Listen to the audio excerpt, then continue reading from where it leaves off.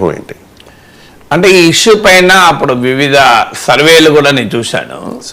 దేనిపైన అంటే సర్వేలు ఒకప్పుడు ఎన్నికలప్పుడే జరిగేది, ఇప్పుడు ఎన్నికలప్పుడు జరగడం లేదు. సర్వేలు రాజకీయ పార్టీలు, అన్ని పార్టీలు, ఈ పార్టీ ఆ పార్టీ కాదు, ఈవెన్ ప్రముఖ మీడియా సంస్థలు, వ్యక్తులుగా రాజకీయ నాయకులు కూడా నిరంతరం సర్వేలు చేయించుకుంటున్నారు. ఆయన అట్లీస్ట్ 50-60 ఎమ్మెల్యేస్ రెగ్యులర్గా పర్సనల్గా వాళ్ళ సర్వే స్పాన్సర్ చేసుకుంటుంటారు, ఎలా ఉంది రాజకీయ పరిస్థితులు అని. ఇలా నిరంతరం స్టడీ చేస్తూ ఉంటారు పొలిటికల్ సిచ్యువేషన్, పబ్లిక్ ఒపీనియన్.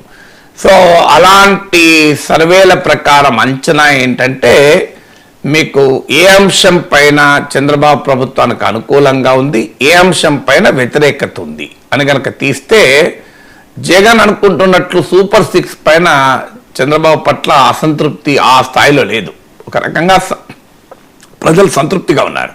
నిన్న కూడా జగన్ దీనిపైన మాట్లాడుతూ కోటి సంతకాల సందర్భంగా సూపర్ 6, సూపర్ 7 అమలు చేయలేదు అంటున్నాడు. సో జగన్మోహన్ రెడ్డి మాత్రమే కాదు, చాలామంది రాజకీయ నాయకులకు ఉన్న సమస్య ఏంటంటే స్వీయ మానసిక దృక్పథంతో రాజకీయ వ్యూహాలు రచిస్తుంటారు. అంటే సైంటిఫిక్గా ఉండరు. ఫీల్డ్ మీద ఏముంది, తాను ఏమి కోరుకున్నారో ప్రజలు అదే భావిస్తున్నారు అని భ్రమల్లో ఉంటారు. అందుకే రాజకీయ నాయకులు ఫెయిల్ అవుతుంటారు. 151 సీట్లు వచ్చిన జగన్మోహన్ రెడ్డి 11 సీట్లకు ఎట్లా పరిమితం అవుతాడు? అది ఎంత బిగ్గెస్ట్ ఫెయిల్యూరు. 105 సీట్ల దాకా వచ్చిన చంద్రబాబు నాయుడు 14లో 2019లో 23 సీట్స్కి ఎందుకు ఫెయిల్ అవుతాడు? దాదాపు 100 మంది ఎమ్మెల్యేలు ఉన్న కేసీఆర్ ఎందుకని 37 ఎమ్మెల్యేస్ పరిమితం అవుతాడు? వీళ్ళంతా మామూలు లీడర్లు కారు, తమ పార్టీలను అద్భుతమైన విజయాలు తెచ్చిపెట్టిన వాళ్ళే కదా. మళ్ళీ ఎందుకు నెక్స్ట్ ఎలక్షన్లుగా పడిపోతారు? ఈ ప్రశ్న వేసుకుంటే ఆన్సర్ ఏంటంటే స్వీయ మానసిక దృక్పథం.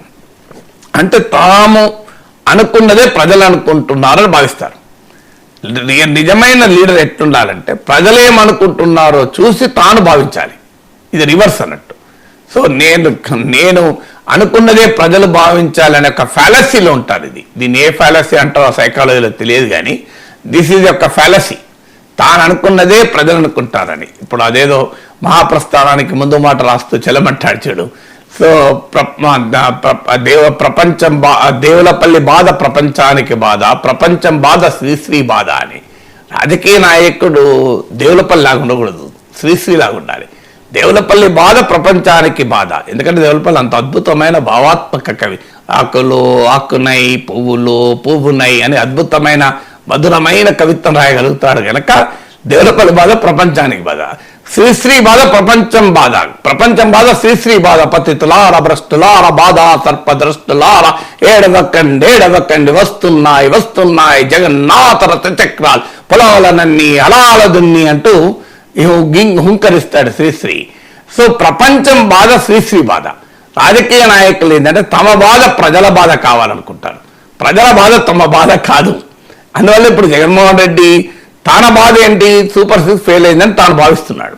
అందువల్ల ప్రజలు కూడా అలాగే భావిస్తున్నారు, భ్రమలో ఉంటారు. కానీ అది నిజం కాదు. నేను అనేక సర్వేలు చూశాను, సూపర్ 6 విషయంలో సంతృప్త స్థాయి బెటర్గా ఉంది.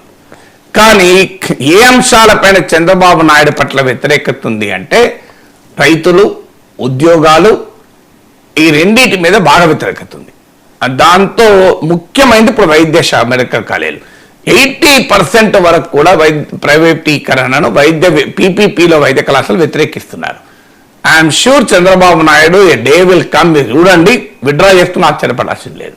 అయితే జగన్మోహన్ రెడ్డికి ఓడిపోయాననే భావన ఏమన్నా ఉండి ఆగాల్సిందే. కానీ నరేంద్ర మోడీ లాంటి నాయకుడి సాంగత్యము, ఫ్రెండ్షిప్ ఉంది కనుక మోడీని చూసి చంద్రబాబు నేర్చుకోవాలంటే నాకు పొత్తిరగాలి. మోడీ ఎంత ప్రత్యేకత, అదే అందుకే మోడీ ఇన్నిసార్లు గెలుస్తున్నాడు. చంద్రబాబు నాయుడు ఒక ఎన్నికల్లో గెలిచిన తర్వాత మరో ఎన్నికల్లో గెలవడు. మీరు చూడండి, అది మోడీ అన్నాడు కదా, एक चुनाव के बाद और एक चुनाव में हारने में चंद्रबाबू जी ने मुझे से सीनियर है, मैं तो उसमें सीनियर नहीं అన్నాడు కదా. ఒక ఎన్నిక తర్వాత మరో ఎన్నికల్లో ఓడిపోవడంలో చంద్రబాబు నాయుడు సీనియర్, ఈ విషయంలో నేను సీనియరే కాదు కదా అన్నాడు.